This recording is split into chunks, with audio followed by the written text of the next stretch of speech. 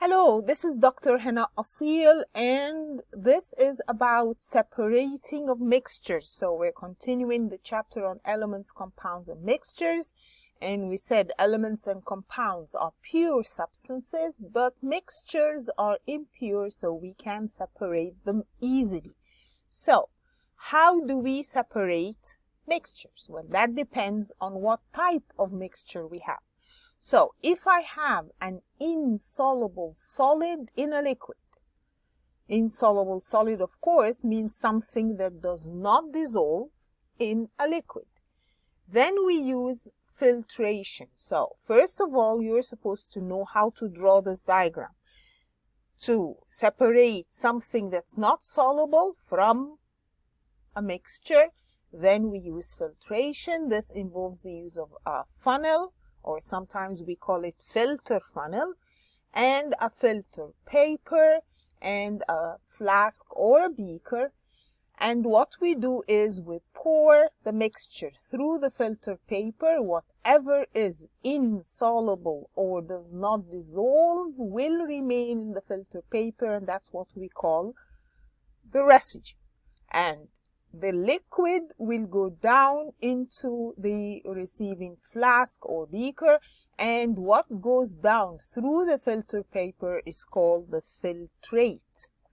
So usually if I want to separate a solid from a liquid, I can do something called decanting. Decanting means we just pour out the liquid, leaving the solid. This is called decanting. But it's not a very efficient way of separating the liquid from the solid. So if I want to separate them properly, I should use filtration.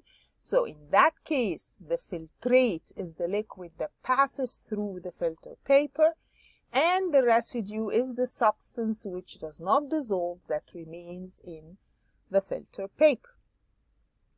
For example, if I have sand in water, sand, of course, is something that does not dissolve in water. So to separate sand from water, first of all, what's the method? It's filtration. Now, if he says explain, we say filter the mixture through a filter paper and funnel. The sand, of course, is the one that does not dissolve, so it is obtained as residue, and the water goes down, and this is what we call the filtrate. So if he says which substances can be separated by filtration, we said which kind of substance will be separated by filtration. It is something that is not soluble, so insoluble solid. The word insoluble liquid is not correct. If a liquid and water do not dissolve in each other, we say they are immiscible, but we don't say they're insoluble. So to separate something by filtration, it has to be an insoluble solid and a liquid, like water. That means my answer here is B. This question says compound A is insoluble in water, compound B is soluble. So I have A and B. A does not dissolve, B dissolves. Describe how the student could separate the mixture to obtain the solid alone and the solution of B alone. So if one of them dissolves in water and the other doesn't, then the first thing I should say is I should add water and stir. So the one that's soluble will dissolve, and then I filter through filter paper and funnel. In that case, the one that does not dissolve or is insoluble will be obtained as residue in the filter paper, and the one that dissolved in the water will go down as a filtrate. This question says, a mixture contains salt, sand, and sulfur. Salt dissolves in water, but not in an organic liquid called xylene. And please, you see a word you don't understand, don't stand in front of it and think, what is xylene? It doesn't really matter. It's a substance. It's a liquid. So salt dissolves in water, but not in another liquid called xylene. Sulfur dissolves in xylene but not in water, and sand does not dissolve in either of them. What is the order of the processes used to separate the salt, sand, and sulfur from the mixture? So we're going to imagine that we have a beaker that has salt, sand, and sulfur. What should I do first? Well, he's saying the salt will dissolve in water, but the others will not. So I can add water to the mixture. In that case, the salt will dissolve and form a solution, but the sand and sulfur, I can separate them by filtration and they will be residue. Now, how do I separate the sand from the sulfur? He says the sulfur dissolves in xylene, but not the sand. So I add xylene to this mixture, the sulfur will dissolve and form a solution, and the sand remains. So which of these is my answer? Can you see that? Add water, filter. You add xylene to the residue. The residue is the one that did not dissolve. Remember, the salt solution goes down, the sand and the sulfur are residue. So my answer is B. This is a kind of investigation that is usually at the end of paper 6 if you're doing IGCSE Chemistry, Cambridge. So this question, we also have it in IGCSE and Excel, but we don't call it paper 6. Okay, beach sand is a mixture of sand and broken shells made of calcium carbonate. So what he calls beach sand is actually calcium carbonate and sand. Calcium carbonate reacts with dilute hydrochloric acid to form a solution. That means it will dissolve in the hydrochloric acid to form a solution of calcium chloride, while the sand, of course, does not react with acid. So we have a mixture of calcium carbonate and shells which have sand in them. The calcium carbonate dissolves in dilute hydrochloric acid, but the sand does not. Plan an investigation to find out. To find out what? The percentage of shell material in a given sample of beach sand. So he's going to give me a certain amount of beach sand and he's going to tell me what is the percent of shell material in it. What should we do? Well, first of all, if we're supposed to get the percentage of something, that means I need to know how much I'm starting with. So the first thing I would do would be weigh a certain amount using a balance. So let's say weigh 10 grams of beach sand using a balance, because at the end I want to know how much percent of it was shells. So weigh it at the beginning. I usually specify the amount that we should weigh. And then it doesn't matter how much, just specify it. Or just say weigh a certain amount of beach sand using a balance. Then what? He said this beach sand is made of sand and calcium carbonate. One of them dissolves in acid and the other does not. So what I should do is I should put it into a beaker, add excess of the acid, dilute hydrochloric acid, stir with a glass rod. He said, and we should know that carbonates will dissolve in acids and they will give bubbles of carbon dioxide gas given off. Now, once I have dissolved all what could dissolve in the acid, then what should I do? Filter through filter paper and funnel. The sand, of course, did not dissolve, so it will be collected as residue. Then what should we weigh? He wants the percent of shells. Shells is the calcium carbonate. But I cannot get the percentage of calcium carbonate directly because it already reacted with the acid to give something else. But I can get the mass of the sand, subtract it from the original mass of the beach sand. So I can get the mass of the carbonate and then calculate the percentage. Are we following? Okay. Try and go through that. You should be able to explain this kind of experiments or investigations. Okay, so we said one method is filtration. Another method of separating mixtures is crystallization. Now, when do we use crystallization? If I'm trying to get a soluble salt from an aqueous solution. So if I have a solution of sodium chloride and I want the sodium chloride as a solid, then we do crystallization. That means I have a solution and I want to get the solid that was dissolved in it. So what's the first thing I should do? We should heat it to evaporate most of the water. This is called heating to point of crystallization, or we say heat to crystallization point. So how do I know? First of all, why are we heating? We want to remove as much of the water as possible.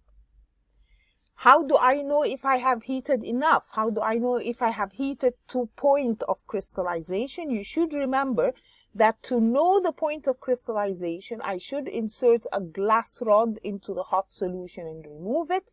If I have reached point of crystallization, that means if I have removed enough water from the solution, then crystals should form on the tip. So I have a solution, I want the salt that is dissolved in it. I heat to point of crystallization. That means I remove as much of the water as possible. Then I leave it to cool. When I leave it to cool, it will start to form crystals. The salt that is dissolved in it will go down as crystals. I can then filter the crystals through filter paper and funnel and dry the crystals between filter papers. So this is how you explain crystallization. Or you have a solution and you want the salt that is dissolved in it. Now, we said heat to point of crystallization. When I heat a solution to point of crystallization, we said that means I remove as much of the water as possible. The solution that is formed after that is called a saturated solution. So I'm heating to point of crystallization in order to have a saturated solution. So a saturated solution is one in which no more solid can dissolve at a certain temperature. Please learn this definition. A saturated solution is a solution that has a lot of solid dissolved in it, and you cannot dissolve any more at that temperature. So a saturated solution is one in which no more solid can dissolve at a certain temperature. So when you heat to point of crystallization, the solution becomes saturated, so that when you leave it to cool, then the crystals will form and then you can filter the crystals. So, for example, if he says, I want copper sulfate crystals from an aqueous solution of copper sulfate, that means I have copper sulfate dissolved in water. That's what we mean by an aqueous solution. And I want my copper sulfate back. I want the copper sulfate solid, or the copper sulfate crystals. So what should we do? We said the first thing we do is heat the solution to point of crystallization.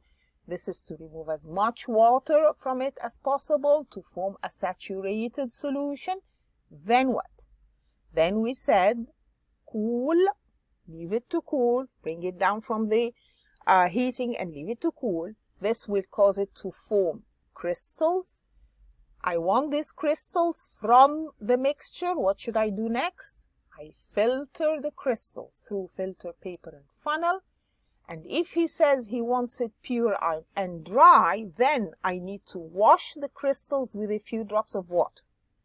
So the crystals will remain in the filter paper. I can then add a little bit of water to these crystals in the filter paper.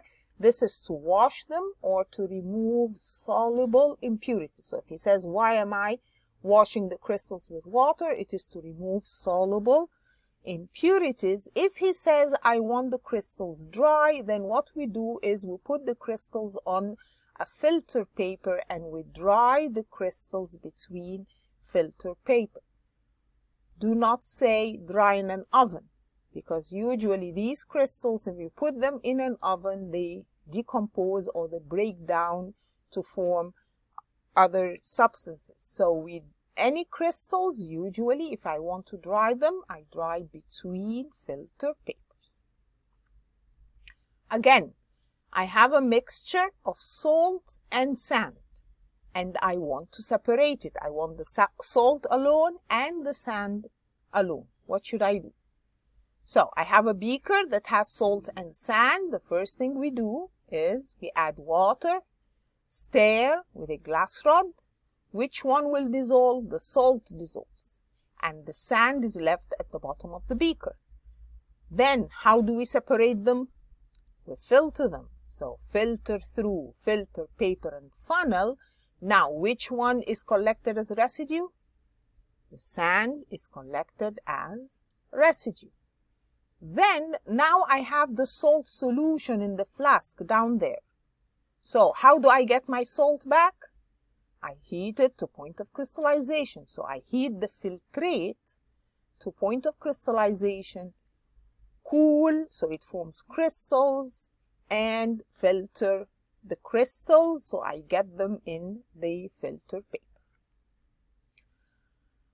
So if he says which method can be used to obtain crystals from aqueous, again I'm going to remind you the word aqueous means dissolved in water. So aqueous copper sulfate, that means copper sulfate dissolved in water, and I want crystals from it. So out of these choices, which one is my answer? Of course, we said if I have a solution and I want the crystals, we do evaporation or crystallization. Rock salt is a mixture of salt and sand. Crystals of pure salt can be obtained from rock salt by using the method below. So he's saying grind the rock salt. He's just saying I have salt and sand. That's what he calls rock salt. And I want crystals of pure salt. So what do we do?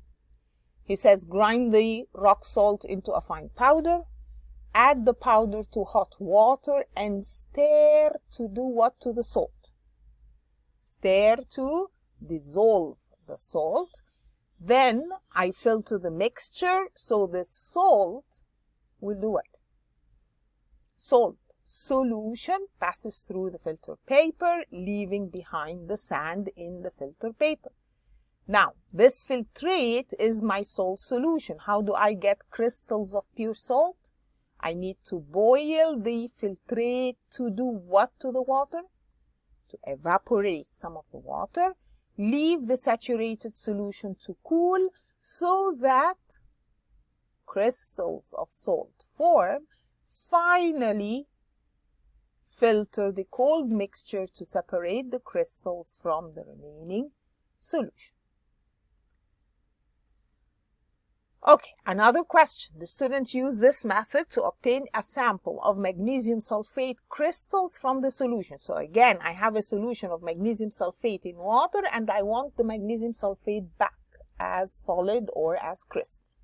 And he's saying heat the solution in a beaker for several minutes, dip a glass rod into the hot solution for a few seconds and then remove it, allow the solution to cool to room temperature, filter off the crystals, and then dry. So we said I have a solution and I want the solid that was dissolved in it. And the first thing we do is heat the solution for several minutes. Why does the student heat the solution for several minutes? Remember, this is to remove as much of the water as possible or to evaporate as much of the water as possible. Explain why the student dips a glass rod into the heated solution. We said heat the solution to point of crystallization. And we said, how do I know I have reached point of crystallization or that I have heated it enough? I dip a glass rod into the solution. So why am I dipping the glass rod in the solution? To see if crystals form, to indicate that the solution has been heated to crystallization point. So I want to know that I have heated enough, I have reached point of crystallization or not.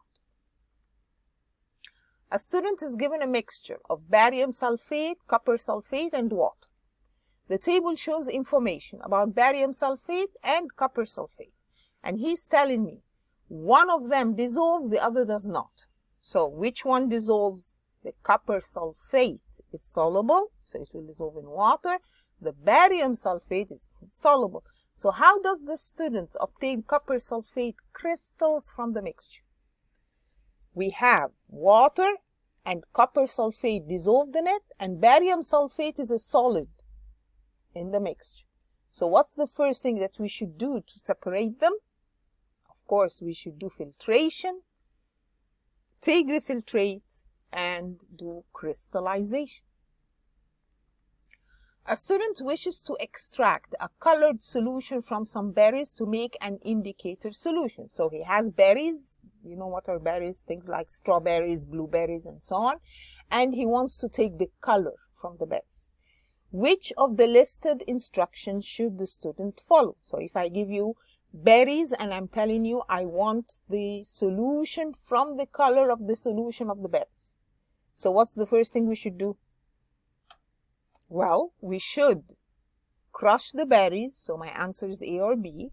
And then after I crush the berries, should I add acid or add a solvent? No, I should add a solvent. I don't add acid. I should add water, for example, then the color will dissolve in the water and then filter the mixture. So my answer is B. Are we following how to choose the correct answer? Okay, another investigation. Let's go through this. He's saying there's something called ethane dioic acid dihydrate. Something. It doesn't matter what it is. And he's telling me that it is a white crystalline solid. Now, this acid is water soluble. So if I add water to rhubarb leaves, the acid will dissolve in the water. He's saying the acid is water soluble and is found in a certain kind of leaves. Plan an investigation to obtain crystals of this acid from some rhubarb leaves. So he will give you rhubarb leaves and you're supposed to get the ethane dioic acid as a white crystal solid from that. You're provided with common laboratory apparatus, water, and sand. Of course, if he gives you a list of things that you're provided with, you have to use all of it. So, water, I know I'm going to add the water to dissolve the acid. Why is he giving me sand? Well, remember that if we have leaves, we're supposed to crush the leaves first. And when we crush leaves, we add sand to it so that this does not become too slimy, or the presence of the sand helps to crush the leaves. So when we're trying to crush plants or things like that, then we can add some sand to help in the crushing. So we say crush the leaves with some sand in a what? Do you remember the name of this apparatus? You should remember the apparatus that we use for crushing solids is called mortar and pestle. The handle is the pestle and the bowl is the mortar, and we use it to crush the leaves. Okay, so we've crushed the leaves. Then what? What are we trying to do? We're trying to get this acid from the leaves, and he's telling me that the acid is water soluble. So the next thing I should do is put the leaves into a beaker, add water, stir with a glass rod. That means that the ethane dioic acid will dissolve in the water, will come out of the leaves and dissolve in the water. Then what? Then I don't want the leaves. So I'm going to filter through filter paper and funnel so that the leaves will remain in the filter paper as residue. And I want now the filtrate, which is now the solution of acid. So how do I get crystals from the filtrate? Heat the filtrate to point of crystallization and then allow it to cool to form crystals and then filter the crystals. Please understand how to explain these types of investigations. Another one, he's telling me copper oxide and carbon are both black solids. Copper oxide reacts with dilute sulfuric acid to form aqueous, that means it dissolves, to form copper sulfate. Carbon does not react with acid. So I have a mixture of copper oxide and carbon. The copper oxide will dissolve in the acid, the carbon will not. So you're given a mixture and access to dilute sulfuric acid, and you're required to plan an experiment to investigate what? To investigate the percentage. So you're not just separating them, you want to know how much copper oxide was in the mixture. So again, what should we do? We should weigh 10 grams of the mixture using a balance. Then what? Then I'm going to put the mixture into a beaker, add excess sulfuric acid, stir with a glass rod. Of course, we said when we do that, the copper sulfate will dissolve. It will react with the sulfuric acid and dissolve, leaving the carbon solid at the bottom of the beaker. So what should we do? Filter through filter paper and funnel. That means now I have the carbon in the filter paper. And again, we will need to weigh the residue that's in the filter paper. We're not going to weigh the filtrate. So we need to wash the residue, the one that is inside the filter paper, with a few drops of distilled water, dry the residue between filter papers, weigh using a balance. If we subtract that mass, so that's the mass of carbon, but he wants the percent of copper oxide. So I subtract the mass of carbon from the original mass and calculate the percentage. Okay, what if I have a solution, but I don't want the solid, I want the liquid? So if I have, for example, my salt solution or impure water. Now we said if I want the salt that is dissolved in the water, I do crystallization. But what if I don't want that? I want the water from the solution. Then we do simple distillation. So simple distillation is this kind of setup in which we have the impure water in a flask, or the substance, the solution I'm trying to separate in a flask, that has a thermometer, and it is attached to a condenser, and I have a conical flask to collect what comes out of it, which is called the distillate. Okay, so what do? We heat the solution, the water will evaporate or boil and then go into the condenser. Now this condenser has water. Can you see it? It has a jacket around it in which cold water is coming in from down and going out from above.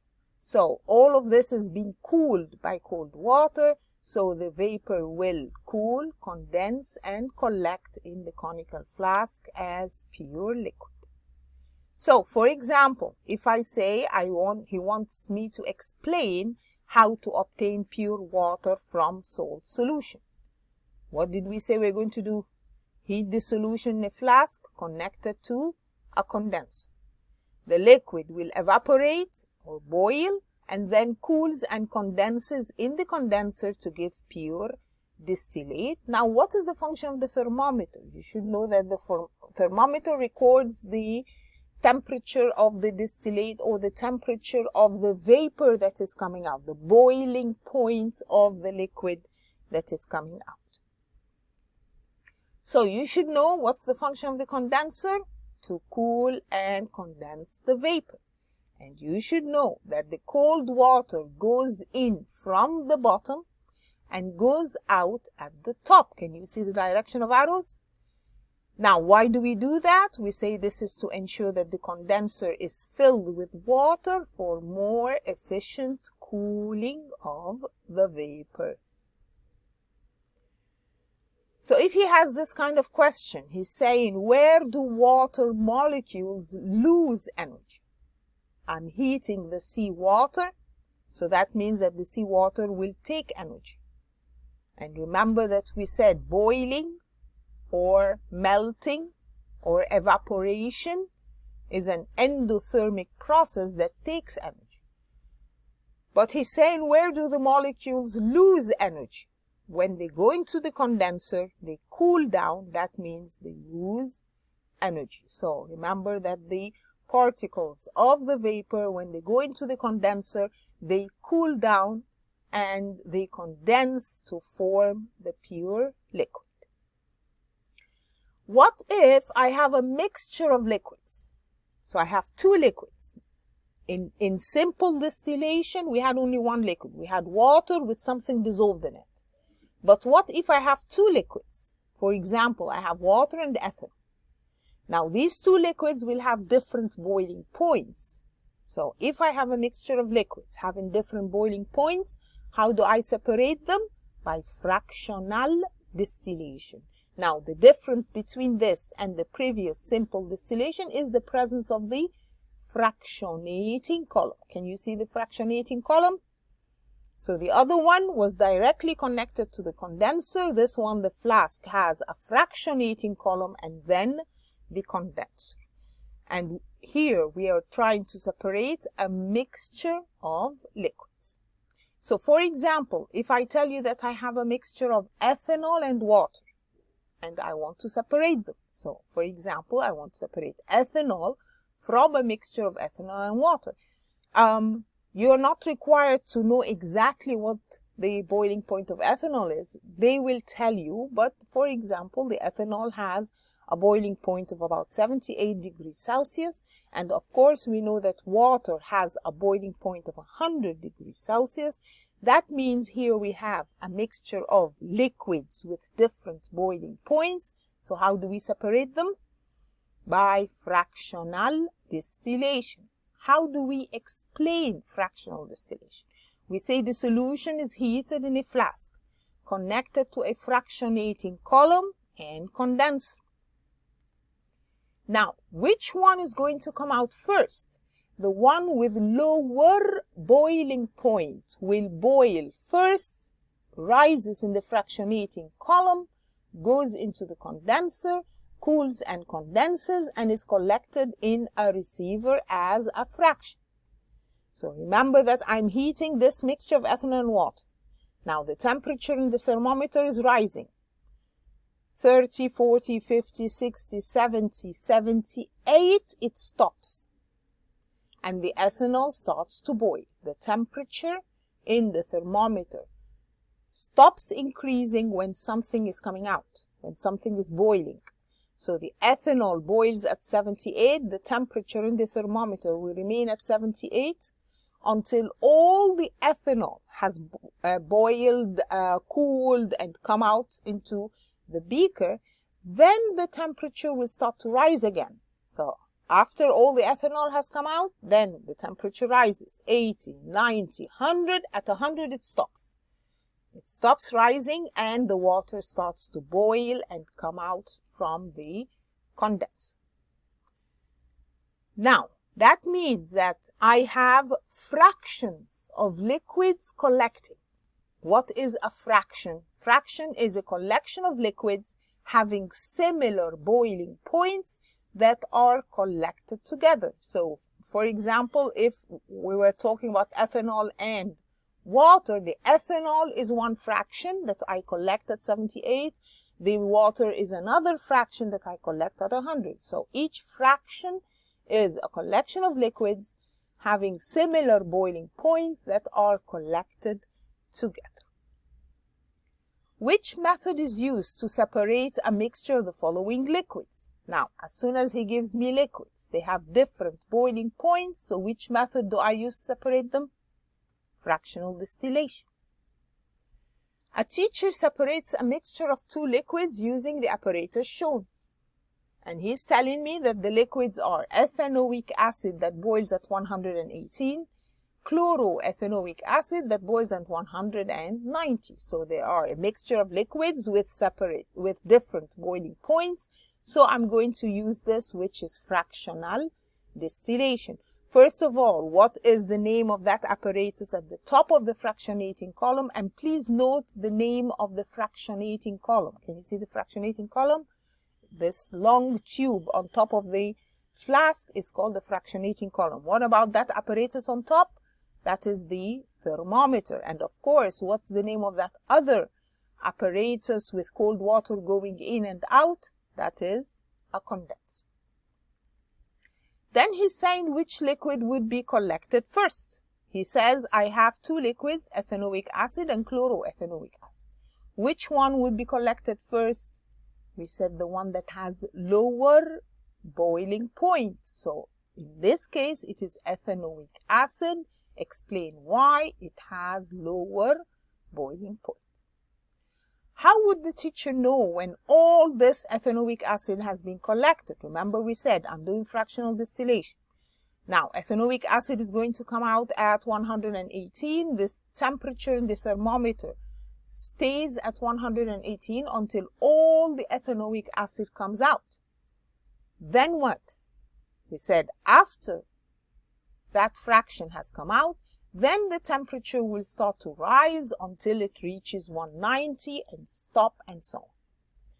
Suggest why small glass beads are used in the fractionating column instead of large glass beads. Now, these fractionating columns have pieces of glass which we call glass beads inside. This is mainly to cool the vapor that is coming out of the other liquid, of the liquid that should not be coming out. So remember that if you're heating, the ethanoic acid will boil, but some of the chloroethanoic acid will also evaporate.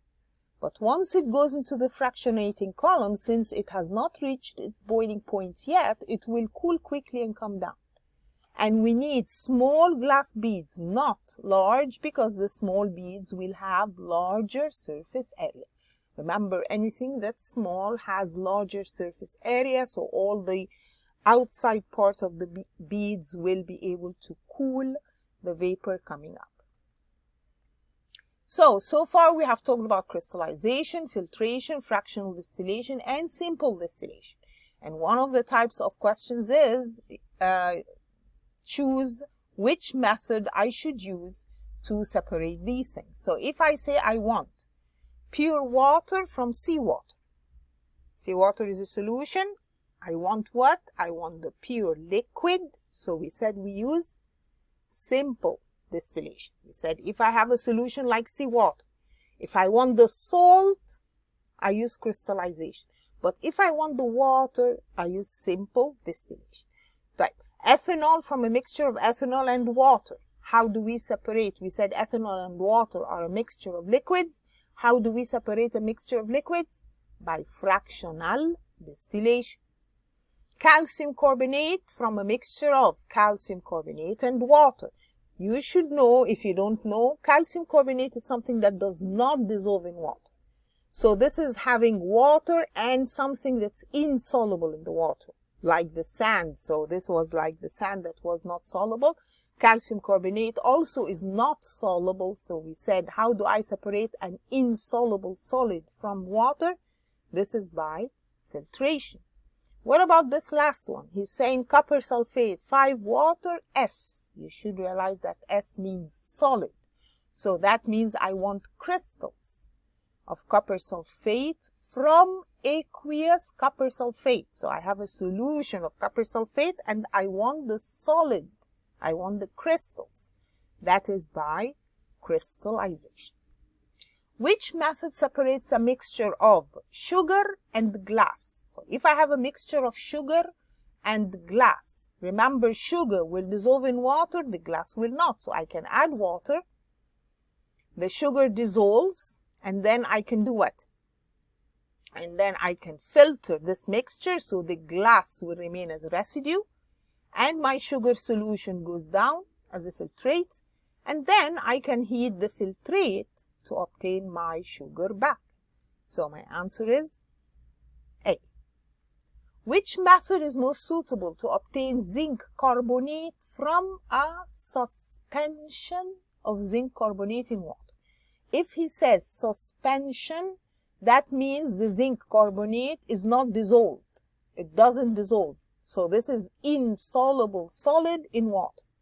How do I separate an insoluble salt from water? By filtration. Alcohol and water are completely miscible. Which method is used to separate alcohol from water? Completely miscible means they are two liquids that dissolve in each other. Now, how do we separate a mixture of liquids? By fractional distillation. And that's the end of this part. Thank you for listening, and please continue listening. We'll continue the chapter in the next video. Thank you.